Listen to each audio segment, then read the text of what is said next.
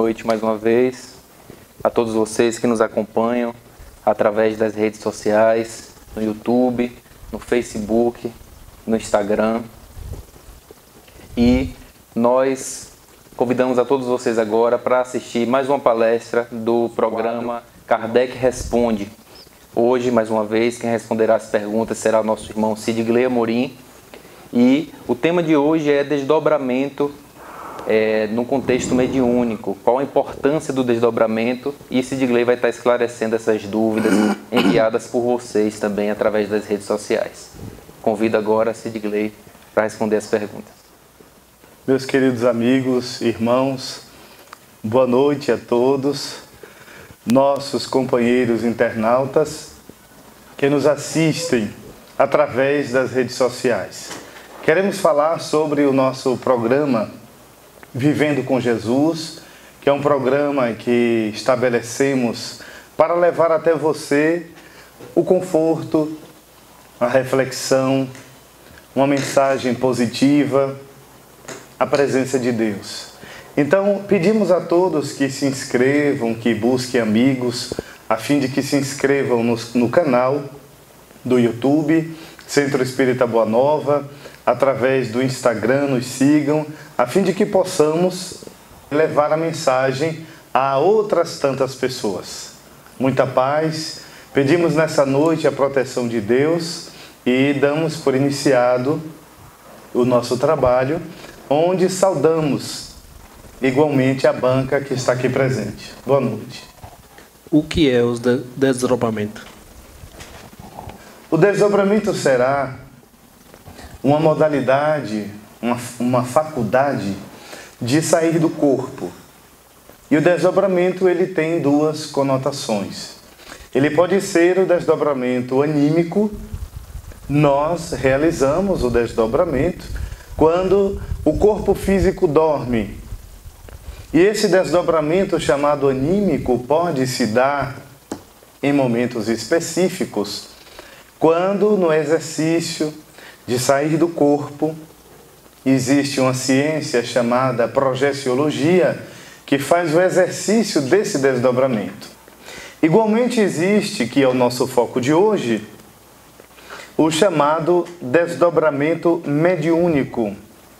Este, produzido pelos espíritos, ele irá ser um instrumento através do qual os espíritos bons, nas chamadas reuniões mediúnicas, irão utilizar o espírito do médium, levando-o a regiões espirituais, onde ele poderá realizar trabalhos, será instrumento de socorro aos sofredores.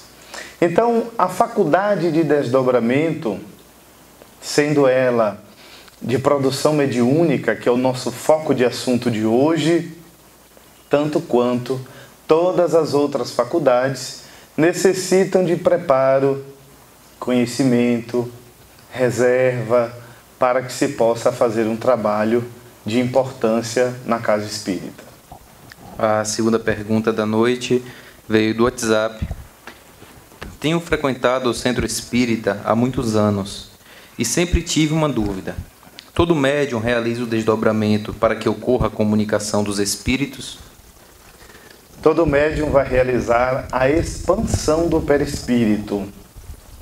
E essa expansão vai se dar mais ou menos intensa e extensa de acordo com a modalidade da sua faculdade.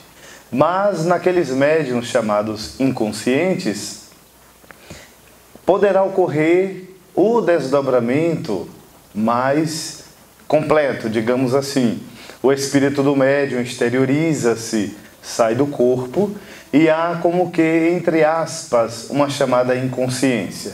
E isso não tira a responsabilidade do médium diante do fenômeno. Todo médium é responsável pelas comunicações que dá. Então, o que ocorre é uma expansão do perispírito. E essa expansão pode se dar até o processo do desdobramento. Então, não obrigatoriamente o espírito do médium precisa sair do corpo para se estabelecer uma comunicação. Porque existem muitos médiuns que são conscientes e que dão verdadeiras comunicações úteis. E poderá haver um médium chamado inconsciente e que pela vulgaridade do seu modus vivendi, os espíritos bons terão dificuldade em se utilizar desse médium. A nossa próxima pergunta vem do Instagram, é a terceira pergunta da noite. Existe algum perigo no desdobramento? Por exemplo, o risco da alma não conseguir voltar ao corpo? Existe sim o perigo, o despreparo mental, moral e espiritual, o desconhecimento das leis, a futilidade, respondem por inúmeras situações. O conhecimento do que se está fazendo, a finalidade no uso dessa faculdade, o uso respeitoso da faculdade, a prece, o recolhimento, são elementos importantes. Jamais deveremos lidar com fenômenos espirituais sem uma finalidade séria e nobre. Lidar com espíritos é algo muito sério em nossa vida. Já desde o Velho Testamento, nós vamos ver que havia a proibição de lidar com os mortos, mas a proibição do uso abusivo com que na época se utilizavam muitas personalidades. Então, nós vamos perceber que quando o médium, quando o espírito encarnado sai do corpo, ele poderá sim incorrer em alguns riscos, porque do mesmo modo que nós saímos na via pública e vamos lidar com as inconveniências sociais, no mundo espiritual poderemos sair do corpo e no processo de invigilância poderemos sim correr risco de influenciações, de ser atraído para regiões espirituais desagradáveis. É preciso ter muito cuidado e ter o devido preparo. Essa pergunta veio do Facebook. É possível o desdobramento ser induzido pelos espíritos ou somente acontece pela vontade do médium? É possível ser induzido pelos espíritos. Esse aí já é o desdobramento mediúnico. O desdobramento ele tem algumas facetas ou modalidades. Existe o desdobramento anímico, que é aquele que nós realizamos praticamente durante as noites, é a saída do corpo pela liberação hormonal, é o sono fisiológico, e aí nos liberamos do corpo físico e vamos viver as nossas experiências espirituais.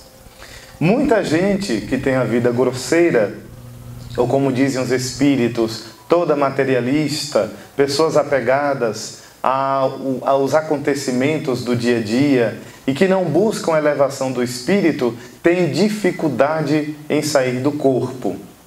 Ou quando saem, durante o processo do sono, geralmente ficam por ali, por perto, na casa, vivem como se estivessem ainda mergulhados no corpo.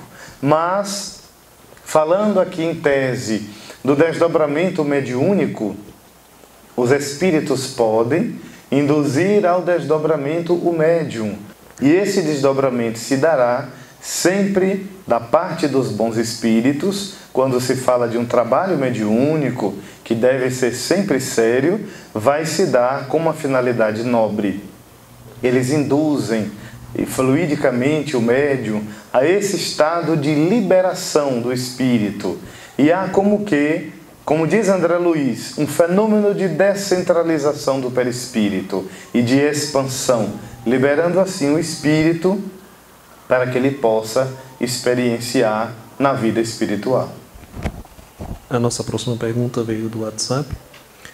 É uma comunicação mediúnica em que os médiuns se desdobram e está em outra região espiritual, onde o espírito se encontra. Como se dá essa comunicação entre o espírito desencarnado e o corpo do médium? Como se trata aqui de um trabalho mediúnico, em que o medianeiro servirá de instrumento cooperativo para o socorro espiritual, seu espírito estará em região próxima ou longínqua da crosta terrestre, na dimensão espiritual. E a depender de onde e como se encontra o espírito que será auxiliado.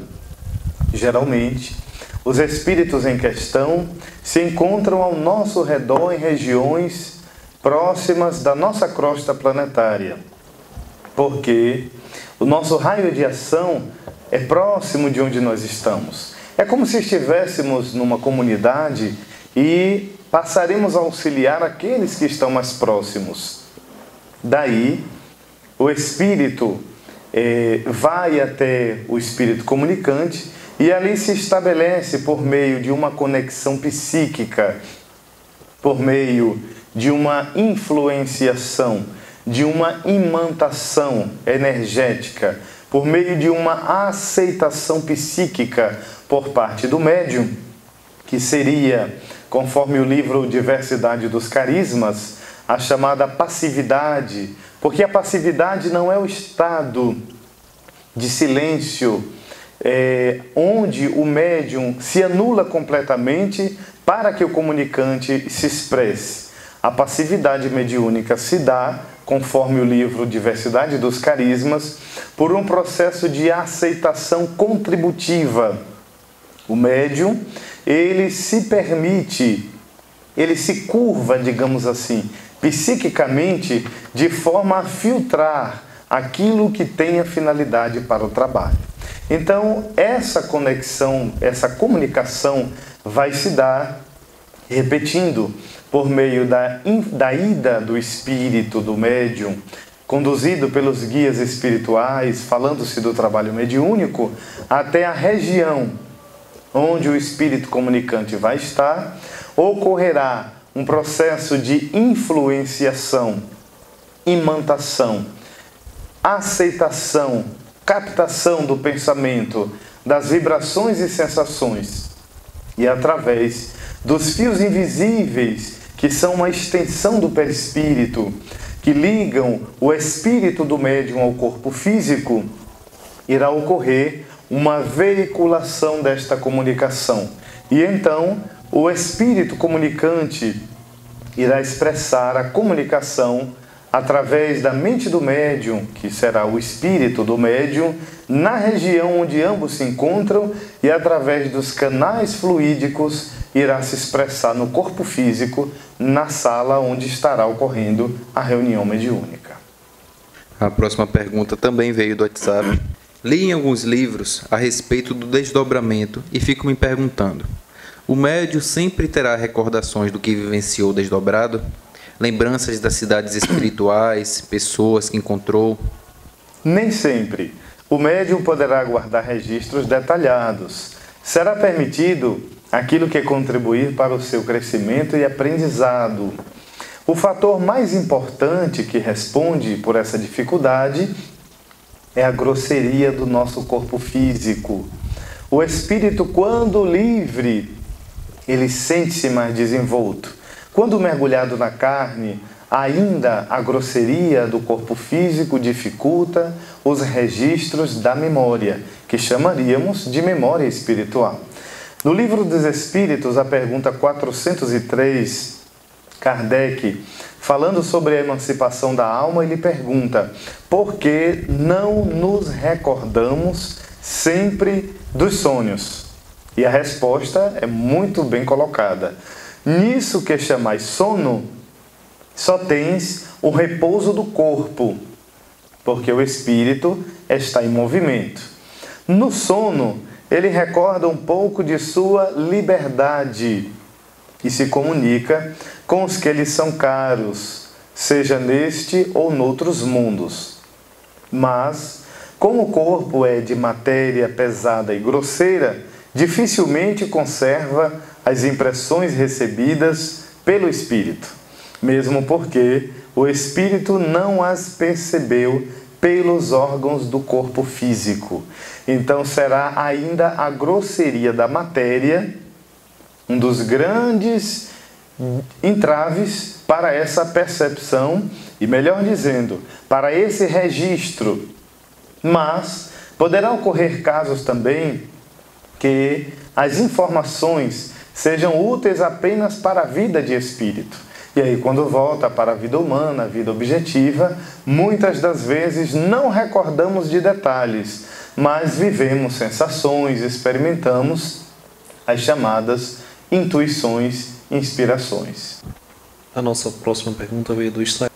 Para um médium inexperiente que ainda não estudou doutrina espírita, mas que manifesta uma consciência durante o momento do desdobramento, como lidar com essa situação e o que fazer nesses momentos? Inicialmente, manter a calma, porque nada ocorre sem que a divina proteção esteja conosco. A prece, nesse momento, será sempre de grande importância. A experiência fora do corpo, digamos num trabalho mediúnico, para o médium que esteja iniciando a tarefa e a partir dos estudos, porque o estudo é imprescindível em todas as atividades da casa espírita, particularmente quando vai se falar de mediunidade, e essa experiência vivida pelo médium, ele deve manter a calma. Saber que está no grupo onde ele deve se sentir confiante. Por isso que Kardec fala que um grupo mediúnico deve ser constituído por pessoas que se estimem, que se respeitem, que se valorizem, para que possa ser realizado um trabalho sério. A partir do momento em que este médium participa de uma tarefa com pessoas sérias, responsáveis, que se estimam, que se respeitam, e esse médium vive uma experiência fora do corpo, ele deve tranquilizar-se que ele está ali entre irmãos e amigos. No plano espiritual, ele estará igualmente acompanhado pelos guias espirituais. O trabalho espiritual, por mais que seja na modalidade de desobsessão, onde estará lidando com o sofrimento, com o socorro espiritual dos desencarnados, principalmente aí, ele deverá perceber que se trata de uma tarefa misericordiosa, onde estamos tendo a oportunidade de fazer o bem. Daí, ele deverá manter a calma, o espírito de prece e confiar na divina providência. Acrescentando, nós sugerimos para este médium, como para todos nós, a leitura e o estudo, inicialmente de O Livro dos Médiuns, de Allan Kardec, onde ele vai encontrar todo um conhecimento acerca da mediunidade, das relações com o mundo espiritual e os homens. Ele vai perceber todo o laboratório do mundo invisível e como lidar com esses mecanismos da vida humana e da vida espiritual. Acrescentamos o estudo de O Evangelho segundo o Espiritismo, onde ele possa conhecer a parte moral do Evangelho de Jesus. E ali ele estará buscando um preparo mais adequado. Deverá buscar também conhecer o Livro dos Espíritos, para que possa interpretar melhor, não somente as relações da vida humana com a vida espiritual, mas também lidar com seus enigmas existenciais. Essa próxima pergunta também veio através do Instagram.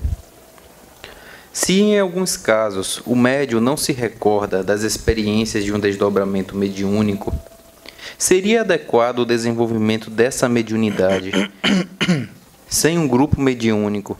Qual a importância de uma equipe de encarnados preparada para auxiliar nesse trabalho e como o médium poderia escolher um grupo de confiança? Inicialmente vamos lembrar da palavra de Dona Ivone do Amaral Pereira, que ela vai nos dizer que o médium deve sempre estar em grupo. Kardec ainda faz estas colocações quando fala sobre a obsessão. E ele se refere que o médium geralmente que padece de possibilidades de obsessão, um dos primeiros comportamentos que ele vai apresentar é o do isolamento. Daí, nós já percebemos que médium que exercita a sua faculdade deve trabalhar em grupo. Ele deve estar dividindo com os companheiros da casa, do movimento espírita, especificamente, inicialmente, os companheiros da casa onde ele trabalha, para que possa compartilhar, não somente compartilhar, mas também dividir o conhecimento e a experiência. Quando nós vamos analisar sobre o desenvolvimento da mediunidade, a gente vai perceber que toda faculdade que se desenvolve, ela se amplia pelo exercício. Toda faculdade, através do ato de exercitar, ela vai se desenvolver. A mediunidade não fica fora desse contexto. Mas é sugerível que, ao invés do exercício apenas com a finalidade de ampliar as possibilidades de percepção, poderíamos trabalhar o que chamaríamos de educação da mediunidade. A educação vai englobar a educação psíquica, a melhoria do espírito do médium, o conhecimento, o preparo e a moralidade, para que ele possa se equiparar de melhores condições para o trabalho espiritual.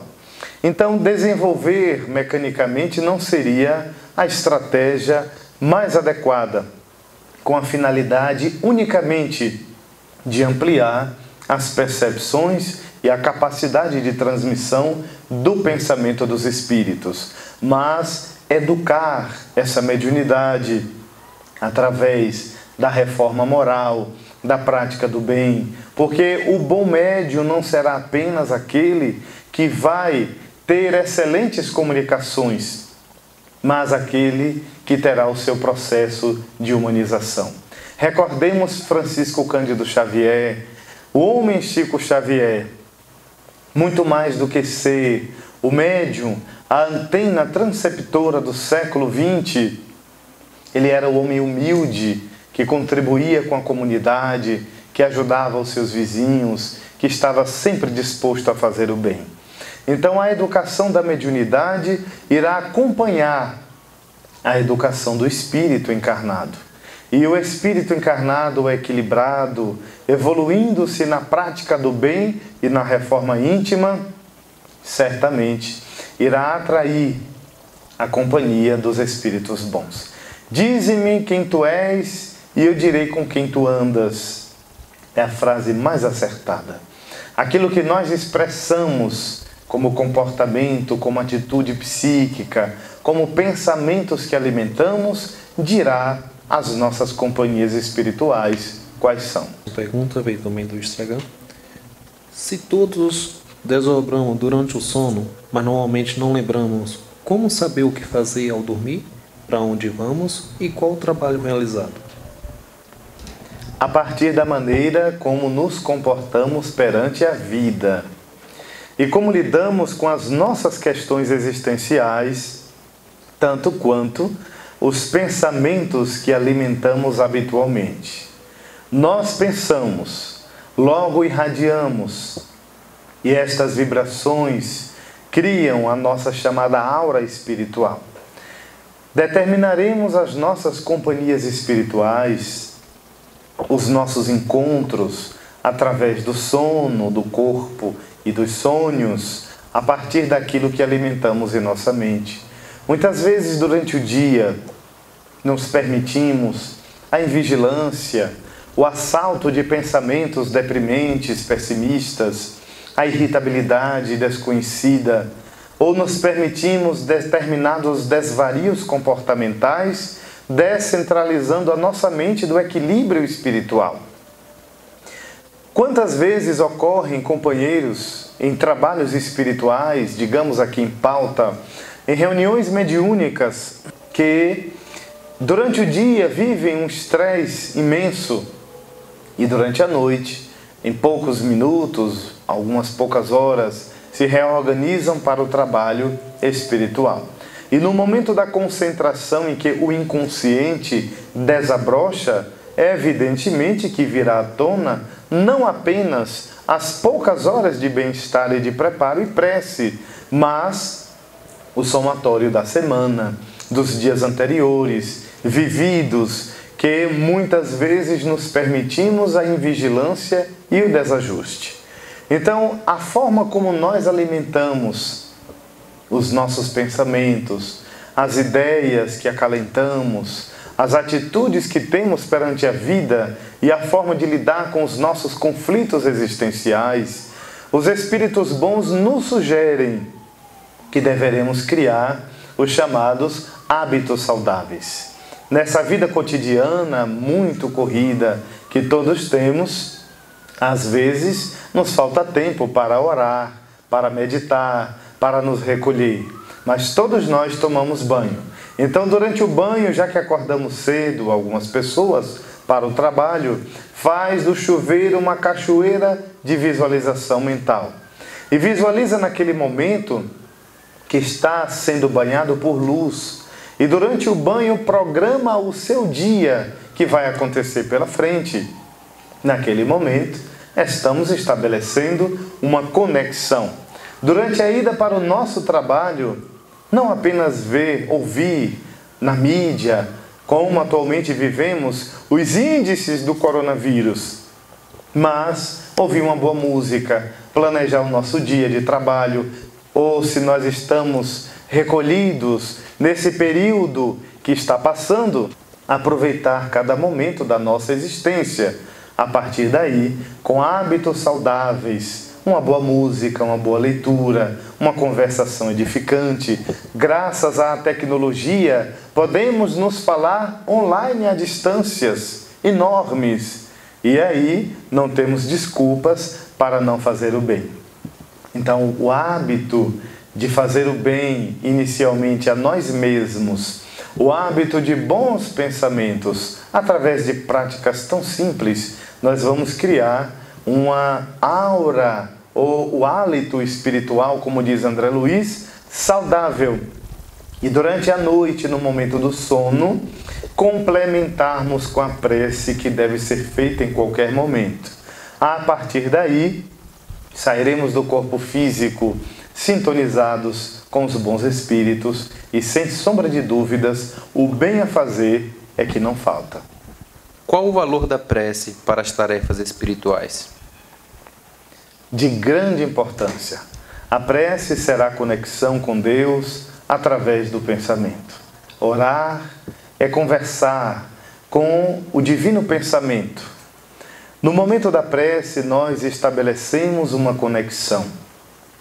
Em o Evangelho segundo o Espiritismo, se coloca sobre a maneira de orar. Algumas pessoas se questionam que não sabem orar, que não têm na mente aquelas preces lindas, que a melhor maneira de orar, inicialmente, é recolher-se.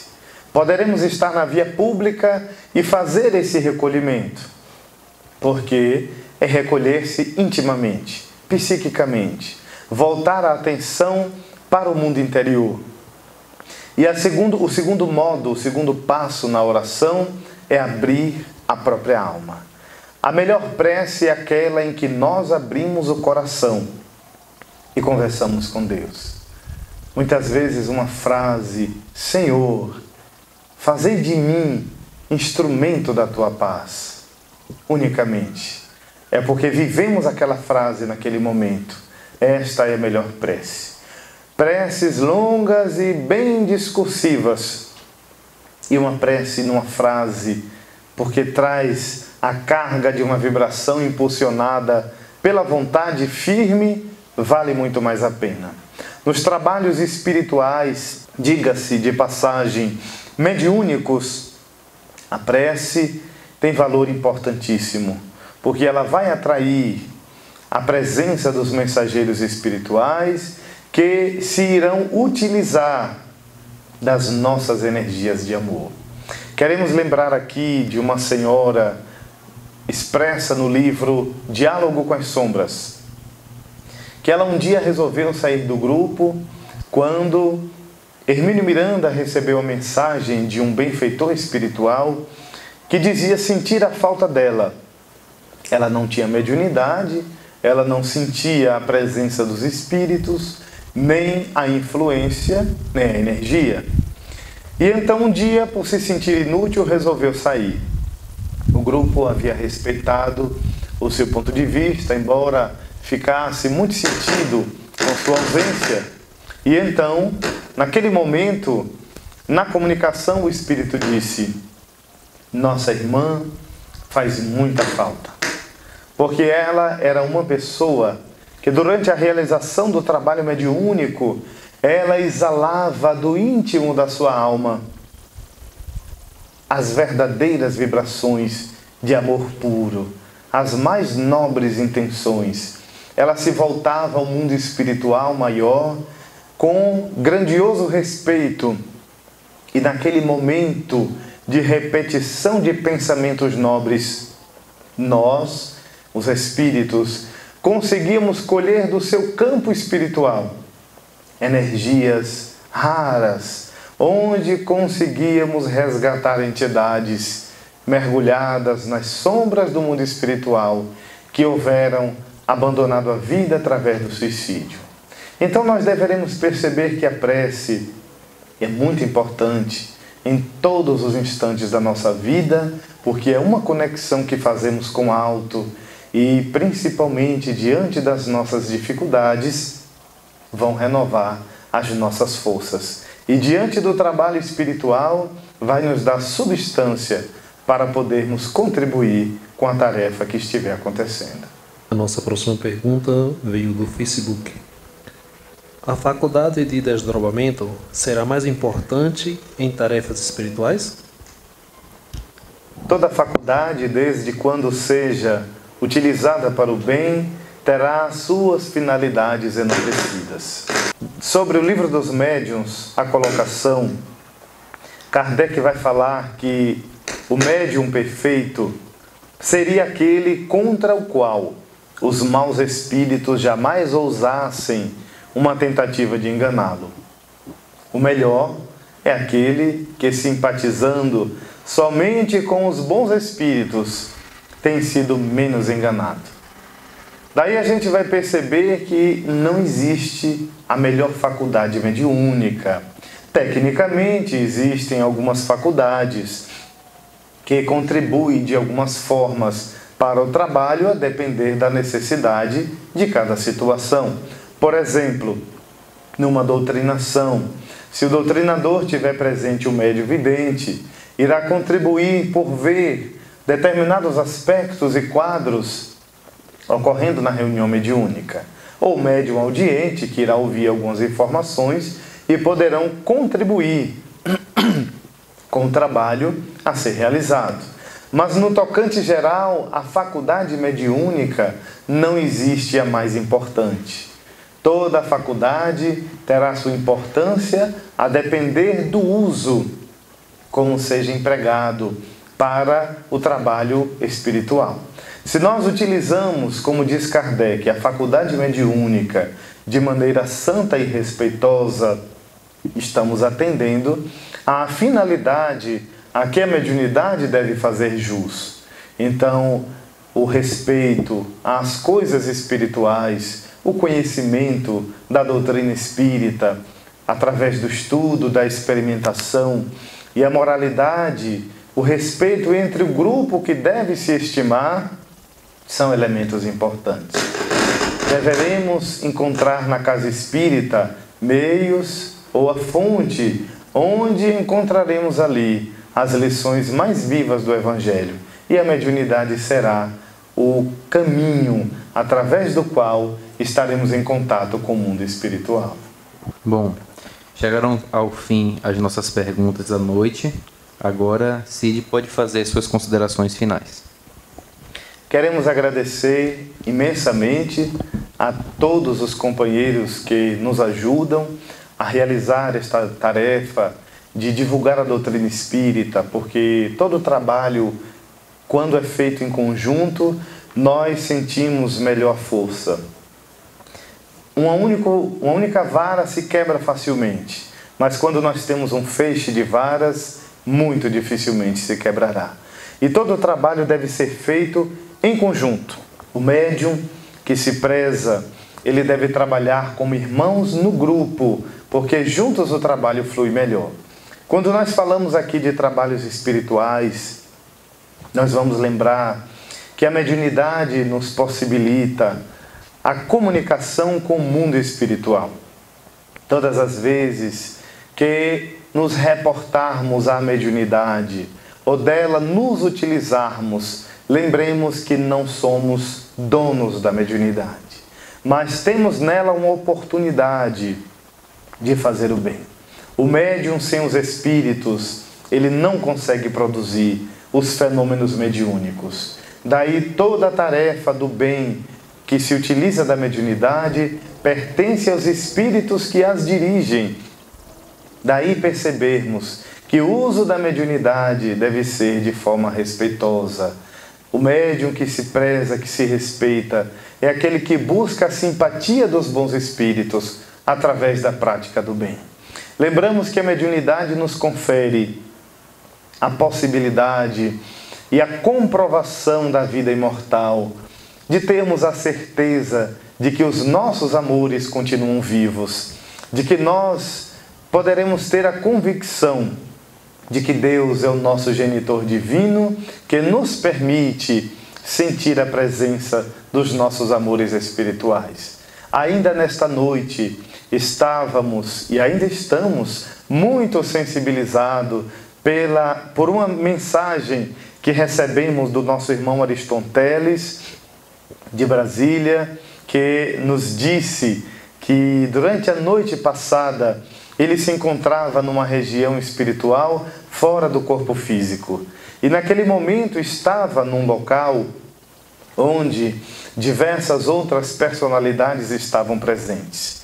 Daí a pouco aparece-lhe um vulto, uma personalidade, um sorriso dinâmico, e vem alguém na sua direção. De forma característica, abre os braços e vai de encontro a ele e diz: meu amigo. E naquele momento dá-lhe um abraço muito verdadeiro.